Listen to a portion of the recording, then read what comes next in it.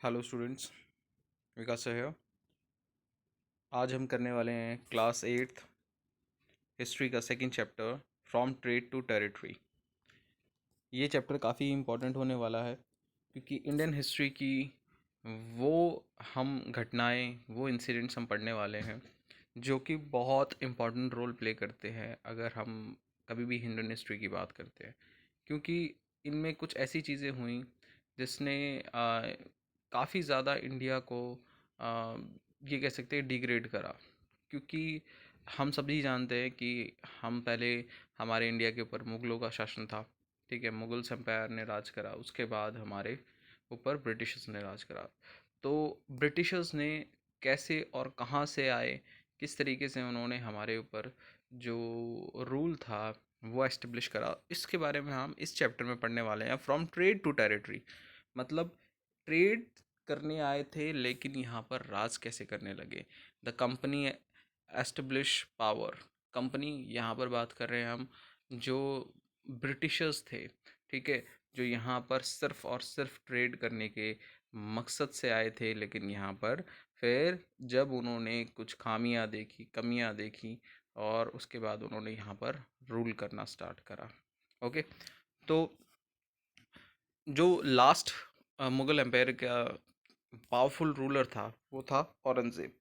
औरंगज़ेब के बाद जितने भी रूलर्स थे, ठीक है, वो कहीं ना कहीं इतने ज़्यादा एडमिनिस्ट्रेशन को चलाने में सक्षम नहीं रहे। ठीक है, और इसकी वजह से जो मुग़ल थे, एम्पायर थे, वो डिग्रेड होते गया, मतलब ख़त्म होते गया। ठीक है, और फिर जो ब्रिटिश एम्पायर है, जो कि सिर्फ ट्रेड के मकसद से आए थे, उन्होंने जब देखा यहाँ का एडमिनिस्ट्रेशन सिस्टम तो बहुत ही वीक है, ठीक है, बहुत लूप फॉल्स है एडमिनिस्ट्रेशन सिस्टम में, तो उन्होंने धीरे धीरे धीरे धीरे वहाँ की चीज़ों को जाना, वीकनेस को जाना, और वहाँ पर राज करना स्टार्ट करा। ठीक है, तो सबसे ज़्यादा पावरफुल जो थे, लास्ट जो थे, वो औरंगज़ेब था। ठीक है, मुग़ल एम्पायर का। उसके डेथ के बाद, ठीक है, मुग़ल एम्पायर्स या मुग़ल गवर्नर सूबेदास, ठीक है, उनमें अथॉरिटीज़ कई रीजन्स में डिवाइड हो चुकी थी, छोटे छोटे रीजन्स में। ठीक है, और अब ये कह सकते हो कि अब ज़्यादा अच्छा जो इफ़ेक्टिव जो रूलिंग थी वो यहाँ नहीं दिख रही थी। धीरे धीरे फिर जब बाहर से लोग आने स्टार्ट हुए, ठीक है, जैसे कि east India company comes east. ठीक है, अब आप ये मैप भी देख सकते हो, जैसे ब्रिटिश आइलैंड्स, और उसके बाद ब्रिटिश आइलैंड से आप एक एरो देख सकते हो जो कि Cape of Good Hope, Africa से होते हुए इंडिया, बॉम्बे, मद्रास, कैलकाटा, कैंटन, यहाँ तक गया। ये जो लोग थे, ईस्ट इंडिया कंपनी, इनका मेन जो मकसद था वो था ट्रेड। ट्रेड, क्योंकि आप जानते हो कि पहले के टाइम में जो इंडिया था, इंडिया के स्पाइसेस, इंडिया के क्लोथ्स, सिल्क्स, ये सारी चीज़ें बड़ी फेमस थी। और ज़्यादा तक यूरोप में, यूरोपियन कंट्रीज़ में हमारे जो क्लोथ्स हैं, ठीक है, चाहे वो जूट के हों, चाहे वो सिल्क के हों, कॉटन के हों, वो काफ़ी ज़्यादा फेमस थे और उनका ट्रेड लार्ज स्केल पे था। तो इंडिया का उनके साथ भी था और उनका इंडिया के साथ भी ट्रेड था। लेकिन अगर आप ध्यान से पढ़ते हैं तो उन्होंने ये सब चीज़ें देखी कि इंडिया का ट्रेड बहुत ही अच्छा है, ठीक है, और इसकी वजह से इंडियन इकनॉमी काफ़ी अच्छी जा रही है। लेकिन वहाँ के जो लोग थे, ठीक है, उनके लिए काफ़ी बड़ा लॉस था क्योंकि वो उतना ज़्यादा अर्न नहीं कर पा रहे थे टेक्सटाइल इंडस्ट्री से, स्पाइसेस से, ठीक है, जितना इंडियन मार्केट ने कैप्चर कर रखा था। फिर आई इंडस्ट्रियलाइजेशन यूरोप में, और उसकी वजह से काफ़ी ज़्यादा असर पड़ा वहाँ की इकनॉमी में और इंडियन की इकनॉमी में।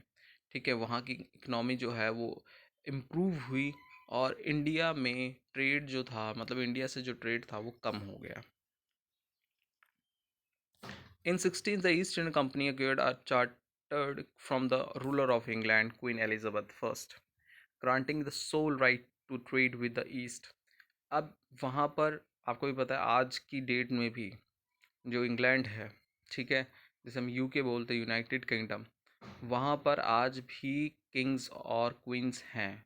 मतलब वहाँ पर आज भी मोनार्की सिस्टम है।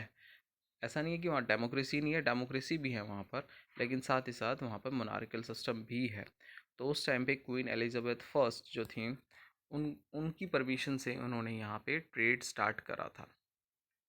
अब देखो, मुद्दा तो यहाँ पर सिर्फ ट्रेड का था, व्यापार का था, लेकिन धीरे धीरे जब उनको चीज़ें पता लगने लगी, यहाँ की चीज़ों को फाइंड आउट करा उन्होंने, रॉ मटेरियल के बारे में कि कहाँ से वो चीज़ें सस्ती खरीद सकते हैं, ठीक है। या उनको पता लगा कि भाई जो पारसीज हैं, ठीक है, जो पेरिस से लोग थे या टर्किश लोग थे, वो ट्रेड कर रहे हैं, या जो इंडियन लोग भी ट्रेड कर रहे हैं, ठीक है, एक कंट्री से दूसरी कंट्री में, तो वो रॉ मटेरियल कहाँ से ले रहे हैं। अब जब उन्हें ये पता लगा कि वो चीप प्राइसेस कहाँ से मिल सकते हैं, तो उन्होंने सस्ते दाम से उन चीज़ों को ख़रीदा और हायर प्राइसेस पे बेचना स्टार्ट करा। उनके पास ये जो उन्होंने काम करा, इसकी वजह से उनको एक मन में भी थोड़ा सा भी फियर नहीं था कि उनके ट्रेड पे कितना असर पड़ेगा, कितना नहीं असर पड़ेगा। अब यहाँ पे एक वर्ड यूज़ हो रहा है, मर्केंटाइल। मर्केंटाइल का मतलब क्या होता है? A business enterprises that makes profit primarily through the trade, buying goods cheap and selling them at higher place. मतलब क्या है कि एक ऐसे व्यक्ति, ऐसे ग्रुप्स, कुछ लोग जिनका मेन पर्पस, प्राइमरी मतलब जो मेन पर्पस है, वो सिर्फ और सिर्फ एक ही है, और वो है कि प्रॉफिट अर्न करना, ठीक है, सस्ते दामों में चीज़ें खरीदनी और महंगी दामों पे वो चीज़ें बेचनी। तो ये प्राइमरी इनका था। अब इन्होंने सिर्फ यहाँ ही तक ही नहीं रहे, जो अफ्रीकन्स नेशंस थे, ठीक है, और भी जो आसपास के एरियाज़ थे, जो भी पोर्टुगीज़ थे, ठीक है, उन सब चीज़ों का भी धीरे धीरे पता करना स्टार्ट करा कि हाँ, कहाँ से ये सब चीज़ें हो सकती हैं, हमें कैसे कंपटीशन जो है वो ख़त्म करना है, ठीक है। क्योंकि देखो, कंपटीशन तो एक तरीके से ऐसे ही ख़त्म हो सकता है कि आप, जो मार्केट में बड़े बड़े ट्रेडर्स हैं, उनका रॉ मटेरियल जो है पता लग जाए आपको कहाँ से आ रहा है, ठीक है, और वो रॉ मटेरियल आप उनसे भी सस्ते दाम पे ख़रीद लो, ठीक है, या रॉ मटेरियल सारा ही आप रख लो, जो भी फार्मर्स हैं या पीजेंट्स है जहाँ से आ रहा है, तो उससे भी ये चीज़ें करी जा सकती थी। अब सिर्फ यहाँ पर जो ये ईस्ट इंडियन कंपनी के लोग थे, ब्रिटिशर्स के लोग थे, वही नहीं सिर्फ ट्रेड कर रहे थे इंडिया में, यहाँ पे डच भी थे। डच के लोग भी थे जो कि इंडियन ओशंस के आसपास ट्रेड कर रहे थे। फ्रेंच ट्रेडर्स भी थे, ठीक है। और जो चीज़ें थी, जैसे कि मेन मेन कॉटन था, सिल्क था, ठीक है, जो कि इंडिया के लिए बहुत बड़ी मार्केट थी। पेपर, क्लोव्स, कार्डनम, सिनामन्स, देवर ग्रेट डिमांड, मतलब बहुत ज़्यादा इनकी डिमांड थी। पूरे वर्ल्ड वाइड में इनकी डिमांड काफ़ी ज़्यादा थी, और इंडिया में ये एक अच्छे क्वांटिटी में मिल जाया करती थी। Competition among the European companies inevitably push up the prices at these goods could be purchased, and this reduce the profit that could be earned.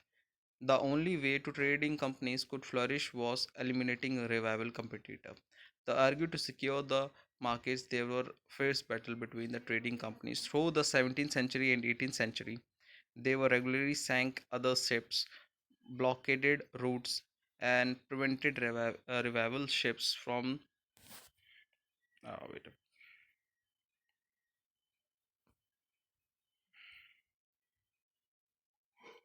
Revival ships from moving the supply of the goods. Trades was carried with the arms and trading were protected through the fortifications. अब देखो, यहाँ पर complications काफ़ी बढ़ चुकी थी, क्योंकि सबको प्रॉफिट अर्न करना था, चाहे डच थे, चाहे फ्रेंच थे, चाहे ब्रिटिशर्स थे। तो इनकी कंपटीशन ख़त्म करने का एक ही तरीका था, किसी तरीके से सामने वाली जो कंपनीज हैं या सामने वाले जो ट्रेडर्स हैं, उनके बीच में या तो उनका सारा रॉ मटेरियल रख ली जाए, या तो फिर जो उनकी सप्लाईज हैं उनको ख़त्म कर दी जाए। तो इनके बीच में कई सारी लड़ाइयाँ हुई, कई शिप्स जो हैं डिस्ट्रॉय करे गए, ठीक है। फिर लोग जो हैं गन्स कैरी करके जाने लग गए, ताकि अगर कोई अटैक करता है तो उनको फिर वो प्रोटेक्शन करें अपनी, ठीक है। तो ये सारी चीज़ें सिर्फ और सिर्फ इसलिए हो रही थी ताकि वो इंडिया की मार्केट के ऊपर कैप्चर कर सके। अब जो इसमें नेक्स्ट टॉपिक है वो है East India Company began trade in Bengal. ये हम नेक्स्ट पार्ट में करेंगे, ठीक है, नेक्स्ट डे करेंगे हम। अभी हम यहीं तक करेंगे, ठीक है। Thank you.